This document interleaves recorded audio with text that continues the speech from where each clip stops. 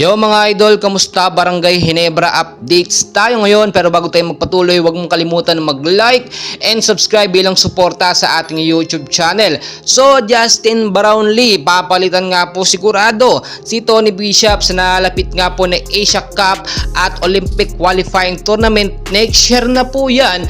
At LA Tenorio, posible naman ding palitan sa Ginebra bilang coach, no?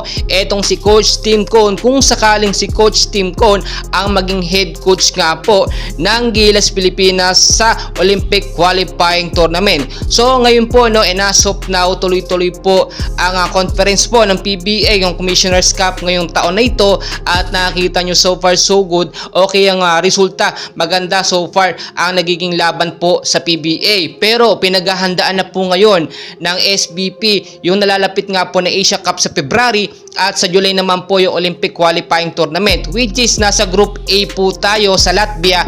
Malalakas po ang ating makakalaban. So iniisa-isa na nga po ngayon ng SBP yung mga prospect player nga po na posibleng makasama, no, or makasama sa lineup ng Gilas Pilipinas. At number 1 po sa pinag-uusapan yung import po na lalaro, no, dito nga po sa Gilas Pilipinas. So alam naman natin si JB ay nasa Amerika pa at hinihintay na lang po yung resulta ng FIBA sa sanction niya. At sabihin na natin, no, 2 to 3 months ito ay matatapos po ito bago magsimula ang Olympic qualifying tournament sa July. So makakabalik po si JB at makakapaglaro na sa Gilas.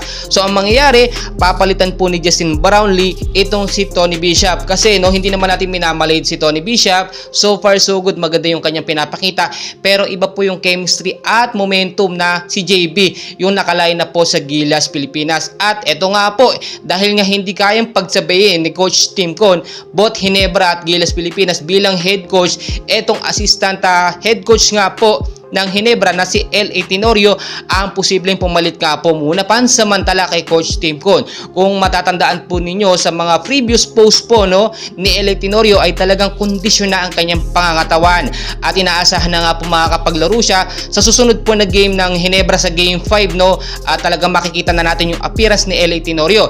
Indikasyon na rin po ito na magbabalik na siya, no, bilang assistant coach nga po ng Barangay Ginebra. So kung titignan nyo pong mabuti, may laban po pero ang isang hindi magandang balita dito, kung magiging available nga po ba yung mga young Gilas player natin na naglalaro sa Japan tulad nila Kai Soto, AJ Edo, Dwight Ramos at ang iba pang mga player natin doon.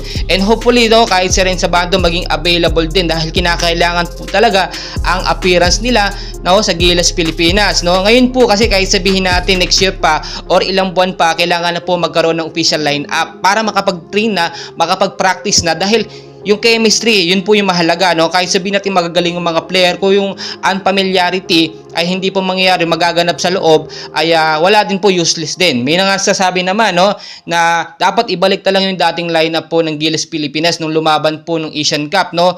At nakita nyo naman, maganda rin naman yun. At si Coach Tim Cone ng head coach. Pero yung availability po ng mga player, hindi po tayo sigurado yung lineup dati magiging available yung mga player dito nga po sa Olympic qualifying tournament. Tandaan po ninyo, kapag nanalo tayo sa Olympic qualifying tournament, makakakuha po tayo ng secured slot para sa Paris, France, no, 2024. So dapat manalo tayo at paghandaan po natin ang Olympic qualifying tournament na mangyayari nga po next year. So dyan lang po kayo para may update ko kayo sa ating mga susunod na kaganapan. Maraming salamat po.